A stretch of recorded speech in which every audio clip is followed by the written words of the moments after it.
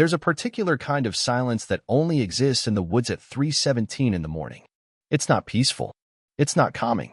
It's the kind of silence that makes you realize how far away from everything you actually are. Trees creak like they're whispering about you. Wind moans through the window, seems like it's trying to crawl in. And that night, there was thunder. Soft at first, then angry. Like the mountain was clearing its throat. I woke up to find the left side of the bed empty. At first, I thought she was in the bathroom. That's what I told myself, half awake and clinging to the last thread of sleep logic. Except the bathroom door was wide open. Lights off. No sounds of teeth brushing or toilet flushing. The clock on the nightstand blinked, 3:17 a.m., like it was judging me. Then I heard it, faint murmurs from downstairs. Not TV murmurs. Not podcast murmurs. This was voices. Low. Close. Like someone was whispering just out of sight. Now, for context, we were on the third night of our annual couples retreat in a rented cabin in the Catskills. 8 of us. For couples. We've been doing this trip every fall for the last 6 years. Same group. Same setup. Same inside jokes about wine snobs, board game grudges, and how Brian can't build a fire without Googling it first. The cabin was huge, rustic in that we paid extra to make it look authentic kind of way. Open concept everything. Wraparound porch. Big stone fireplace in the living room.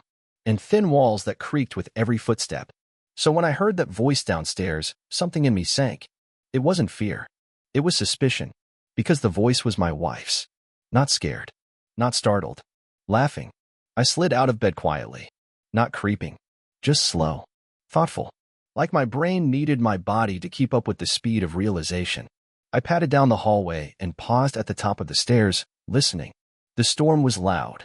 Wind, rain, the occasional pop of thunder. But beneath it, there it was again. Laughter. Then a low murmur. Then nothing. I walked downstairs and flipped on the light. The living room was empty. No voices. No people. Just the dying embers in the fireplace and the flicker of lightning against the windows. I walked into the kitchen. One wine glass in the sink. Lipstick stain on the rim. Not mine, obviously. And another glass, empty on the counter. I turned back to the fireplace. 2 chairs pulled close to the hearth. Both angled in, like they'd been used recently. I stood there for a full minute, waiting.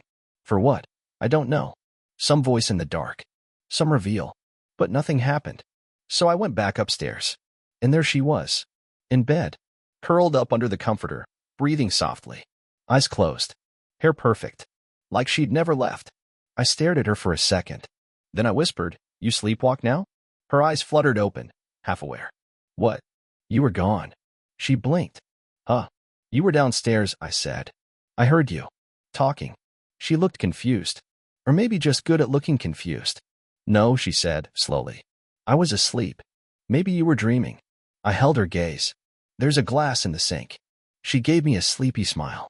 "I had wine before bed, remember?" She was already turning over, pulling the blanket up like the conversation was over. And maybe it was. For her. But me? I lay awake for hours, listening to the wind claw at the windows, wondering who'd been in the other chair. The next morning, she made French toast, which was suspicious all by itself. See, my wife doesn't make breakfast. She forages for it, meaning she microwaves last night's coffee and grabs whatever's closest to the front of the fridge. The last time she voluntarily picked up a spatula before 10 a.m., we were still dating, and she was trying to impress my mom. But there she was, standing at the stove in a knit sweater and yoga pants, smiling like a magazine ad for maple syrup, flipping slices of cinnamon bread in a pan like nothing happened. "Sleep okay?" she asked, casual. "Sure," I said, pouring myself coffee and trying to sound like I hadn't spent half the night staring at the ceiling thinking about lipstick-stained glassware and invisible conversations by the fire. "You seemed restless," she added, plating toast like a damn domestic goddess. I looked at her and tried to decide whether she was playing dumb or just genuinely that good at compartmentalizing. Either way, it didn't matter. I wasn't going to bring it up again. Not yet. You don't throw a net until you know what's swimming under the surface. The others started trickling into the kitchen around 8:30. Brian and Lauren came down first, all matching flannel and morning sarcasm. Then Emily and Dean, last to bed and always hungover. Dean muttered something about dreams and weird noises. I gave him a sideways glance. "You heard something too?" He scratched his head. "Yeah, like voices." "Around 3? Figured it was the wind." "Definitely wasn't the wind," I said. My wife looked at me, just for a split second, and then kept pouring syrup like she hadn't heard anything. We all sat down to eat, and the conversation shifted to safer topics. The hike we were doing later, the couple's trivia game that Lauren brought, who snored the loudest last night. But me? I was tracking movements. Who sat next to who? Who laughed too hard? Who avoided whose eye? The thing about couples retreats is they always seem charming on the surface. Cozy cabins, board games, red wine, and flannel. But underneath that, it's just people playing house in a snow globe, waiting for the cracks to show. I watched her all day. Not obviously. Not creepy. Just observant. At the hike, she lagged behind with Emily, laughing too hard at nothing. At lunch, she complimented Dean's beard twice. And during charades, she skipped her turn, said she was feeling off. But that night, during board games, the mask slipped. It was Lauren's turn to pick the game. She went for our tradition cabin clue. Basically, someone plays the victim, someone's the culprit, and the rest guess using clues written in a logbook. It's stupid fun with just enough built-in drama to stir the pot. We all rolled dice and picked cards. I got witness. My wife got innocent. So she said. Everyone filled in their clues on the logbook, what they saw, where they were, who they suspect. I happened to go last. When I opened the little leather-bound log, something caught my eye. One of the entries, written in handwriting that wasn't mine, wasn't Brian's, wasn't Lauren's or Emily's or Dean's either. It was hers, except it was written next to the innocent label, which means she filled out 2 pages. One as herself, and one as someone else. I didn't say anything right then, just filed it away.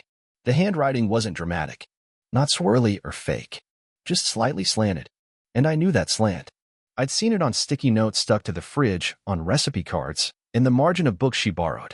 It was hers, no doubt. So why fill out a second entry? And more importantly, who was it supposed to be? I waited until the others were off brushing teeth and fighting over the best bathroom. Then I slipped back into the game room, grabbed the logbook, and flipped through it carefully. There it was again, 2 entries on the same page from the same person. Different names. The second one was signed W. We didn't have a W in the group. That's when I knew. I wasn't crazy. I wasn't paranoid. I was being toyed with. Back in our room, she was already in bed, scrolling her phone like nothing had happened. I slipped under the covers, trying not to breathe fire. She looked over at me. Hey, she said softly. You all right? I nodded. Just tired, I lied. She turned back to her screen. Then she said, weird game tonight, huh? Yeah, I said. Weird. Next morning was cold. Real cold. Storm clouds had rolled back in overnight, and the forecast was calling for another mountain downpour. The kind that makes power flicker and windows cry. Our last night. Tradition said we had a fancy dinner. One couple cooked, one poured wine, the others set up a fire and games. That night, it was our turn to cook. She made coq au vin, which is French for, I'm trying too hard. I plated the sides, refilled the salt shakers, and kept my eye on the prize. Because I had a plan now. I wasn't going to confront. I wasn't going to yell. I was going to make it art. After dinner, I volunteered to grab a game from the back room. Said I needed something fresh. Everyone agreed. We'd done too many rounds of cabin clue. Time for something new. I disappeared for 10 minutes. When I came back, I was in my pajamas, barefoot, eyes glassy. I was sleepwalking. Well, fake sleepwalking. But the act was solid. I walked in slow, like a ghost. Silent. Everyone froze. What's he doing? Brian whispered. My wife looked up from her wine. Babe, she said. I ignored her. Walked to the fireplace. Stood between the 2 chairs. Sat down in one. Then I picked up a wine glass, the one I'd pre-placed. Held it up. Took a fake sip. Then turned to the empty chair. And smiled. Everyone stared. What the hell? Emily muttered. My wife stood up. Mark, she said, voice shaky, what are you doing? I didn't respond. I reached into my pajama pocket and pulled out the logbook. The same one. Opened it. Read from the second entry. In the cabin. By the fire. She laughed when I said her husband never notices things. I told her we had one more night. That we'd always have this. She said it was our secret. Silence. Pin drop silence. Then I looked up. Still pretending to sleepwalk. Then I whispered. I remember now. And that's when Michelle, Dean's wife, stood up, knocking over her wine. Her face pale. Her eyes locked on my wife. And she whispered. You said it was just yoga. It's amazing what kind of secrets you can shake loose just by pretending to be asleep. I didn't move, didn't blink, didn't break character. I just sat there, pajama-clad, fake-tranced, staring at the empty chair by the fire like it held the ghost of last night's betrayal. One hand on the wine glass, the other clutching that little logbook, still open to the page with the scribbled lie. Or maybe the truth, depending on how you read it. Across the room, Michelle stood frozen. Her wine glass was still on the floor where it had landed after her dramatic flinch. Red wine bleeding into the beige rug like it was staging a little murder scene of its own. My wife? She was staring at me like I'd grown a second head. Not confused. Not even scared. Angry. The kind of angry that comes from realizing you're not the only one writing the script anymore. Mark, she said, too loud, like she needed to reclaim authority. This isn't funny. I didn't respond. Still in character. Mark, what the hell are you doing? Dean looked between me and Michelle, clearly doing calculus in his head and not liking the result. Wait, he said. Why did she say that? What's going on? That's when I finally blinked. Slow. Purposeful. I stood up. The spell cracked. I took a deep breath and said, calmly, like I was just finishing the world's longest improv monologue, I'm wide awake now. The silence didn't just return, it hit. Like someone punched the room in the stomach. Michelle sat back down, shaking. Dean was staring at his wife like he didn't recognize her. Emily and Brian were whispering furiously to each other, side-eyeing the exit like they weren't sure if they were still part of the show or suddenly witnesses in a crime. And my wife? She was trying to hold onto her composure like a broken wine stem. Okay, she said, stepping forward, palms up like I was a hostage. Let's talk about this. Privately. Sure, I said. Let's do that. Just one thing first. I held up the logbook. This, I said, is the entry you wrote during game night. Under a fake name. Don't bother denying it. I know your handwriting. You forgot I used to help you grade student essays. I didn't. And this, I continued, holding up the page I'd copied and reread 10 times, is your little fireplace fantasy. Not so fictional, turns out. I found the wine glasses, the pulled chairs, the ashtray with a half-smoked cigar, which, spoiler alert, you don't smoke. Dean's face went full corpse pale. Cigar. Yeah, I said. Kind of a signature move, right? Like the one you brought to poker night last month. The Cuban your uncle gave you. He didn't deny it. Didn't say a word. Just looked at Michelle. And Michelle? She stood up. Smiling. Not a normal smile. Not even a forced one. A weird, cold smile. The kind people give right before they detonate something. I asked you, she said to my wife, each word slow and clipped, point blank. 2 weeks ago. I said, are you spending extra time with Dean? And you laughed in my face. My wife didn't answer. You said, Michelle went on, eyes wild now, that we were paranoid. That couples like us, the ones who trust each other, would never stoop to that level. And the whole time you were sneaking around cabins like some budget Lifetime movie character. Michelle, Dean said, weakly. No, don't Michelle me. She turned to me now. How long have you known? Not long, I admitted. Just long enough to do this properly. She nodded like she appreciated the effort. Like I'd saved her the trouble of digging through her own garbage. Bravo, she said, genuinely. Thanks. And then, she picked up her wine glass from the floor, the one with a chip in it now, poured what was left of the bottle into it, and sat back down, legs crossed. I'd like to hear the rest, she said. My wife had stopped blinking. Just stood there, arms limp at her sides, as the full weight of the moment came crashing down on her. This is crazy, she muttered. No, I said. This is clarity. Different C-word. You're being theatrical. Absolutely, I agreed. You love stories. I thought I'd give you one. Dean looked like he wanted to say something. Apologize, maybe. Or deny. But he stayed quiet. Probably the smartest thing he'd done all weekend. The room didn't return to normal. There was no breath of relief, no scattered laughter. Just an atmosphere so heavy it could have been bottled and sold as a weapon. Brian finally stood up. All right. We're gonna go upstairs. You guys handle your thing. Emily followed, mumbling something about migraines. Smart. That left the 4 of us. Me, my wife, Dean, and Michelle. I sat down in the chair by the fire, the one my wife had used for her secret rendezvous. Then I looked at Dean. You want to tell your wife how long it's been going on? I asked. He swallowed. 2 months. Wow, Michelle said. That's longer than your gym membership. Dean flinched. My wife finally found her voice. Look, she said. I know this looks bad. Looks bad. I cut in. Sweetheart, it is bad. You brought your little fling to our annual couples retreat. You told your lover you'd always have this cabin. You drank wine by the fire while I was upstairs thinking you were asleep. She opened her mouth. I kept going. And then, when you got caught, you tried to gaslight me. Said I was dreaming. Said I was restless. I didn't know how to. You didn't want to. That's the truth. You weren't confused. You weren't lost. You were bored. So you wrote a new story with Dean as the main character. And me? I was just scenery. Silence again. Michelle stood up. Walked past Dean. Slapped him once, clean, hard, no wind-up. Then she looked at me and said, You're driving me back in the morning. Gladly. And then, just like that, she walked upstairs. Dean followed, but I didn't care. I didn't track what happened next. Because now, it was just me and my wife. Alone by the fire. Like she wanted. Except now, I was the one sipping wine. She stared at me. What happens now? She asked. Now, I said, we get through the night. And after that? That's your story to write. You know what no one talks about? What it's like the morning after the storm. Not just any storm.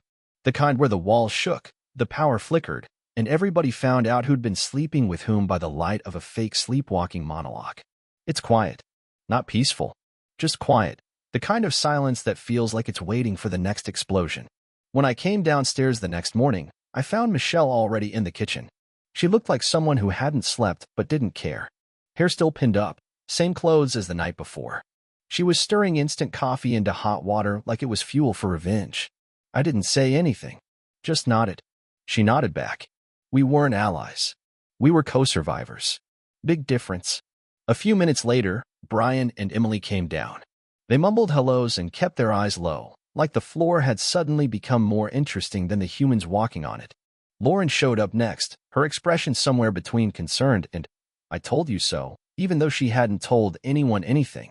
These were people who had come to the mountains for fondue and game nights and were now acting like they'd witnessed a murder and weren't sure if they were accessories. Dean didn't come down. Neither did my wife. I sat at the dining table, sipping coffee and watching people try to pretend they were still on vacation. Brian half-heartedly suggested we make eggs. Emily flipped through her phone like it might offer a way out. Michelle didn't speak at all. Then the front door creaked open. Dean stepped in, carrying a duffel bag. No greeting. No small talk. He set it by the door. Where's Michelle? He asked. She's in the kitchen, I said. But I wouldn't go in there unless you want another scar to remember her by. He hesitated, then picked up the bag again and walked back outside. Didn't even try. He knew. He wasn't coming back inside as her husband. Just a guy who used to be. After he left, Michelle finally spoke. I want to be gone in an hour. No problem, I said. She turned to me. Are you staying? For now. Her eyes narrowed. Why? I shrugged. Because I want to see what she says when she thinks there's still a chance to talk her way out. Michelle took a slow sip from her mug. You're cruel. Only when it counts. Then my wife came down the stairs. She didn't look like someone ready to grovel. She looked like someone ready to negotiate. Sweatpants. Hoodie. Clean face. Nothing performative. She nodded to the room like she hadn't just detonated a small nuclear warhead in our social circle. Morning, she said. No one answered. She looked at me. Can we talk? I stood. Outside. We walked out to the porch, and for a second it almost felt normal, cold mountain air, damp wooden planks underfoot, that distant smell of pine and firewood. Except the air between us was loaded. She leaned against the railing. I stayed standing. She went first. I messed up. That's generous. I wasn't planning it, she said quickly. It just... Nope, I interrupted. Don't say it, just happened. You're smarter than that. You planned nights. You chose moments. You lied to Michelle's face. You told me I was dreaming. She looked down. I didn't know how to stop it, she mumbled. That's because you didn't want to. There it was. No yelling. No drama. Just the flat, hard truth. The kind that cuts without needing to shout. She looked up at me, eyes red but dry. So what now? I didn't answer right away. Instead, I looked out at the woods. You remember last year? I asked. Same cabin. Same group. You forgot your book on the porch and I went out to get it. You were upstairs laughing with Michelle. I stood there and thought, this is nice. Like actually nice? I was grateful. She nodded slowly. I was an idiot, I said. I thought we were good. Not perfect, but decent. But you were already sliding. No, Mark. I wasn't. Not then. You sure? She hesitated, then nodded. I swear. I watched her. The way her fingers twitched. The way her eyes moved. Not searching, calculating. You lied better than I thought, I said. Because I loved you. No. You loved the version of me that didn't notice. The one who thought wine glasses moved themselves and lipstick faded on its own. She exhaled hard, like she'd been holding her breath since yesterday. So, what happens now? She asked again. I leaned forward on the railing, next to her, but didn't touch her. I'm not yelling. I'm not going to smash things or burn your clothes. That's not my style. You already burned it down for both of us. I'm just here to see what kind of person you become now that the mask's off. She closed her eyes. And then, she asked. Then, I said, I go home. Alone. She nodded. Quiet. Inside, I heard footsteps.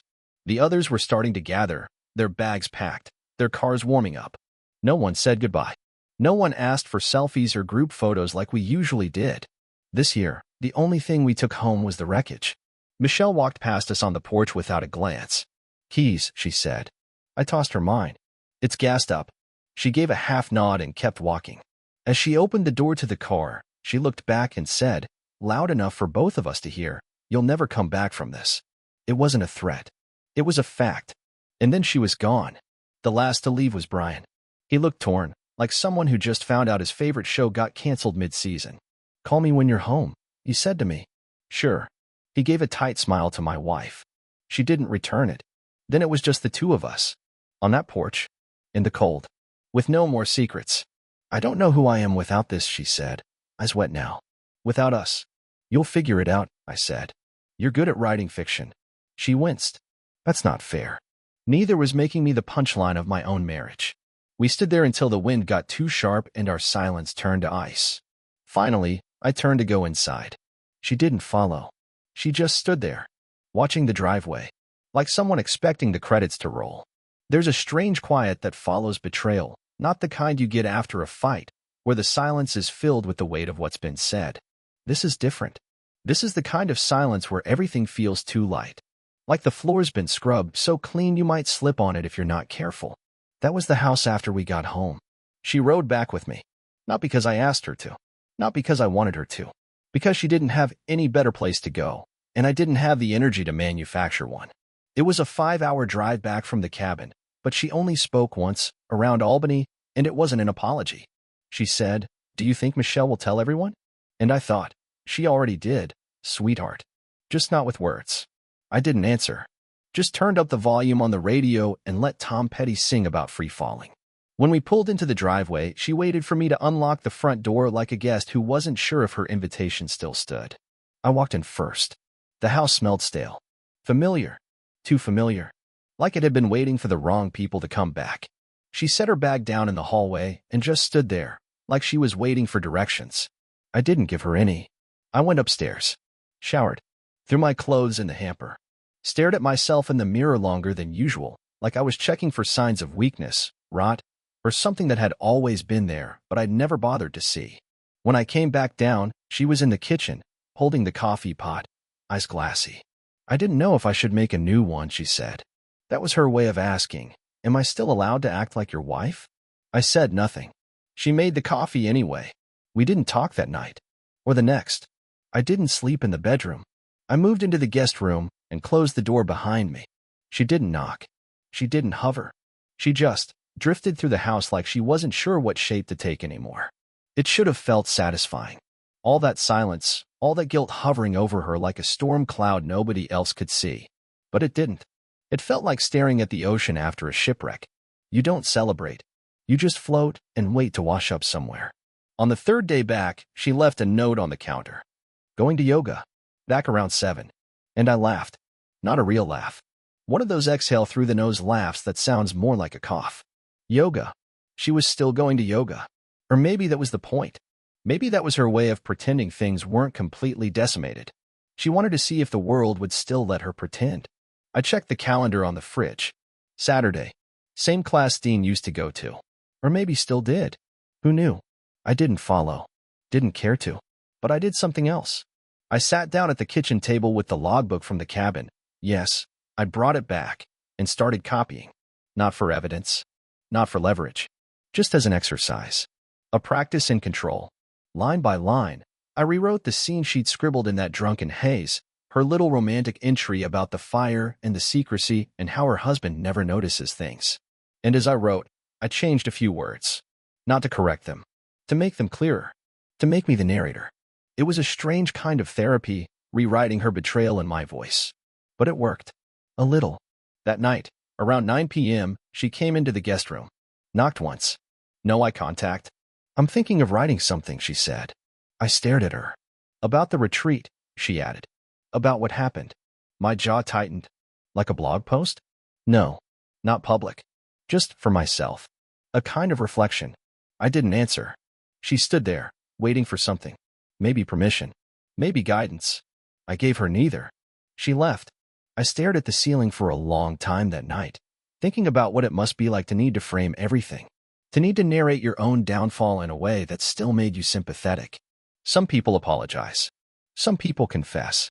But people like her? They edit. The next morning, she showed me the document. She printed it out and slid it across the dining room table like a business proposal. The title?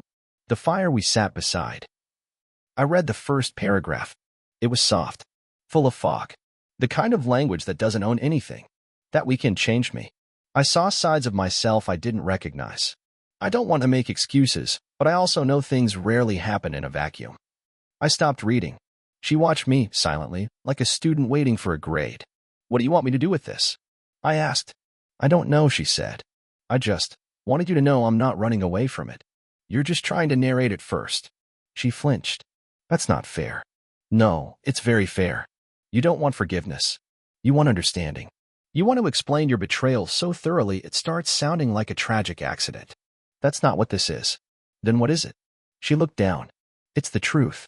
"No," I said. "It's your version of the truth. And I'm not interested in co-signing it." She took the pages back, folded them once, didn't tear them, just held them in her lap like they were still worth something. "What would you write?" she asked after a long pause. I looked her dead in the eye. I wouldn't. That should have been the end of it. But it wasn't. Because that night, she posted something. Not a blog. Not a full article. Just a single, ambiguous Instagram caption under a photo of the woods. Some truths only surface after the fire. Let them. And the comments started rolling in. "Hope you're okay, broken heart. Stay strong, girl. You are not your mistakes. You are your growth." It made me want to throw my phone through a wall. Because there it was, the soft launch of her redemption arc, vague enough to draw sympathy, cryptic enough to avoid accountability. The social media equivalent of leaving breadcrumbs and pretending you're not, hoping someone follows. I didn't comment. I didn't like it. I just watched. Because I knew what was coming next. Someone always takes the bait. You learn a lot about a person by how they handle being caught. Some grovel. Some explode. Some go quiet and hope the world forgets. My wife? She curated. She treated it like PR. The fallout from her little cabin tryst wasn't a tragedy or even a mistake. It was a branding opportunity. A chance to reconnect with herself and tell her story with honesty and grace. By the end of that first week, her Instagram looked like a sponsored meditation retreat. Candles, fog, wide-eyed selfies. All those open-ended captions, dripping with vague enlightenment and zero specifics. If you didn't know the story, you'd assume she was just another yoga mom recovering from a tough Pilates class. And people ate it up. Such resilience. Taking back your peace. Keep glowing, queen. Not one person asked what the hell had actually happened. That's how it works, I guess. Be cryptic enough, and the internet fills in your halo for you. I didn't interfere. Not yet. Let her build her little tower of curated redemption. Because I had something she didn't know I had. Photos. Not scandalous ones. Nothing you could call explicit. Just honest ones. Taken at the cabin. Specifically, the night she claimed she went to bed early and I must have dreamed the rest. See, I have a habit. Something she used to tease me for. I document everything. Not for social media. For myself. Old school, time-stamped, no filter photos stored in a private drive, because I've always liked remembering the texture of things. Rooms. Weather. People mid-laughter. And that night, when I came downstairs at 3:17 a.m., I'd snapped a few photos. Not because I suspected anything, not consciously, but because the fire was still glowing and the chairs were oddly perfect, and something about the wine glasses and the light struck me as worth remembering. Later, back in bed, I'd taken one more, the empty side of the mattress. Timestamped. So now I had a photo series. 2 wine glasses by the fire. Her empty chair. The ashtray with the half cigar. The untouched side of the bed at 3:23 a.m. Each one more damning than the last. I didn't show them to her. I didn't need to. I just waited. Because the more she posted her vague little enlightenment captions, the more she started to believe the story she was telling. That it wasn't really cheating. That it was emotional confusion. That she had been honest in spirit. She started floating ideas past me, maybe a short essay, maybe a podcast appearance, maybe a piece in Modern Love. That's when I moved. I printed the photos. For by 6. Matte finish. Clean. Crisp. And I mailed them. Not to the world. Just to one person. Her mother. I know what you're thinking, cold move. But here's the thing. Her mom worshipped her. Had always treated her like a brilliant, delicate bird. And for years, I'd heard some version of the same thing. She's so sensitive. She needs a lot of space to grow. She's just different. I figured it was time someone showed her exactly what kind of space her daughter liked to grow in. I didn't include a letter. Just the photos. Each one marked with the time and date. Nothing else.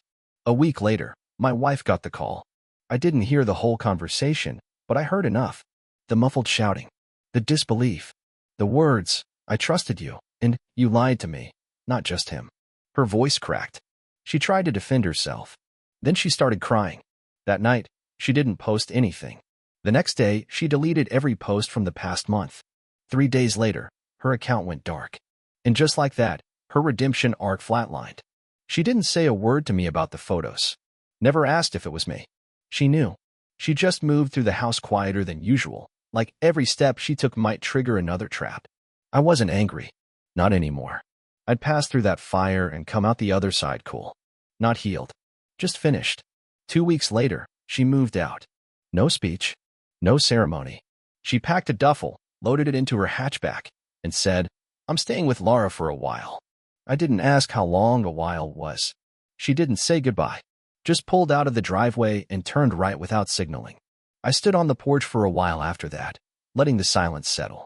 Then I went inside, opened my laptop, and started typing. Not a blog. Not a revenge post. Just a story. Titled, The Sleepwalker. It opened like this.